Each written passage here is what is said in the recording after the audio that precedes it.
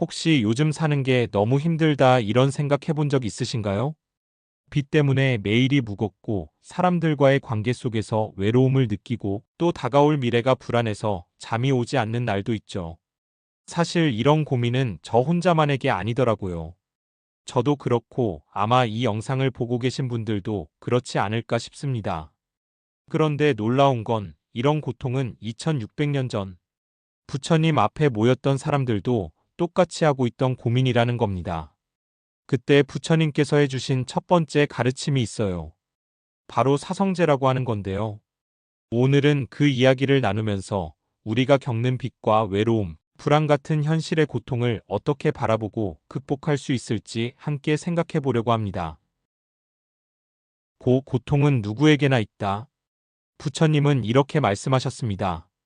태어남은 괴로움이고, 늙음도 괴로움이며, 병듦도 괴로움이고, 죽음도 괴로움이다.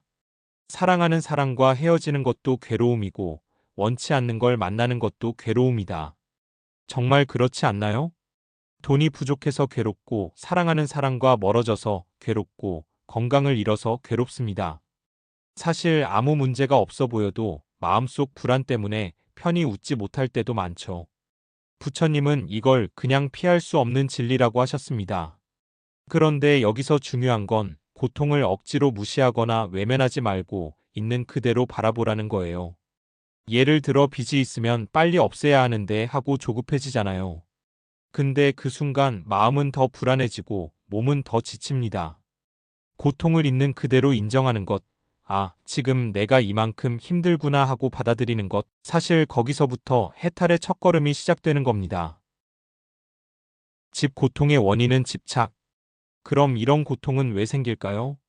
부처님은 원인을 가래, 즉 목마른 듯이 집착하는 마음이라고 하셨습니다. 현대적으로 말하면 우리 삶은 비교와 욕망 속에 갇혀 있습니다.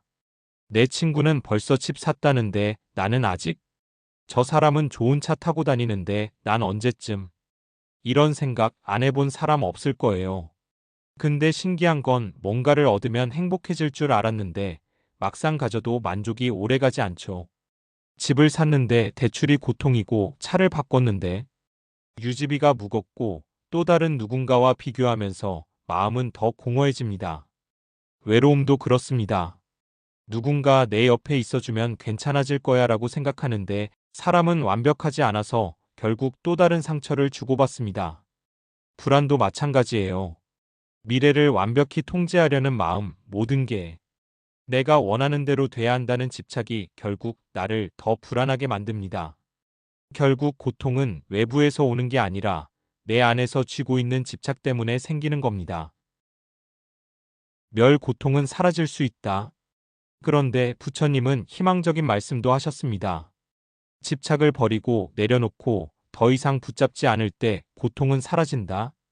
즉, 고통은 그냥 평생 안고 살아야 하는 게 아니라 그 원인을 놓아버리면 줄어들 수 있다는 거예요. 예를 들어 볼까요? 빚이 있는 사람이 나는 빚이 있어서 불행하다고만 생각하면 더 괴롭습니다. 그런데 빚은 단순히 상황일 뿐, 내 인생 전체가 빚으로 규정되는 건 아니죠. 외로움도 마찬가지예요. 혼자 있는 시간이 꼭 불행해야 할 이유는 없습니다. 그 시간에 오히려 내 마음을 돌보고 나를 성장시키는 기회가 될 수도 있죠.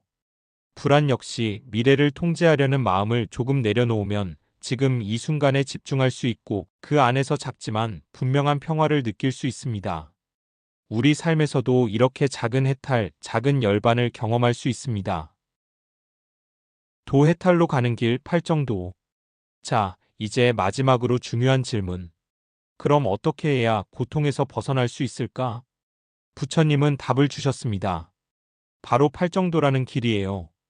쉽게 말하면 바른 생각, 바른 말, 바른 행동, 바른 마음 챙김 이런 것들을 매일 조금씩 실천하는 겁니다. 먼저 세상을 있는 그대로 바라보는 연습이 필요해요. 돈이 많아야 행복하다는 잘못된 생각을 버리고 지금 이 순간 숨 쉬고 있다는 것만으로도 소중하다는 걸 느끼는 것. 그리고 정직한 말과 행동을 선택하는 거예요. 빚 때문에 힘들어도 불법적인 길에 손대지 않고 작은 돈이라도 정직하게 버는 것. 그게 바로 바른 삶입니다. 마지막으로 마음을 챙기는 겁니다. 불안이 올라올 때, 지금 내 마음이 불안하구나 하고 알아차리고 호흡으로 다스리는 것.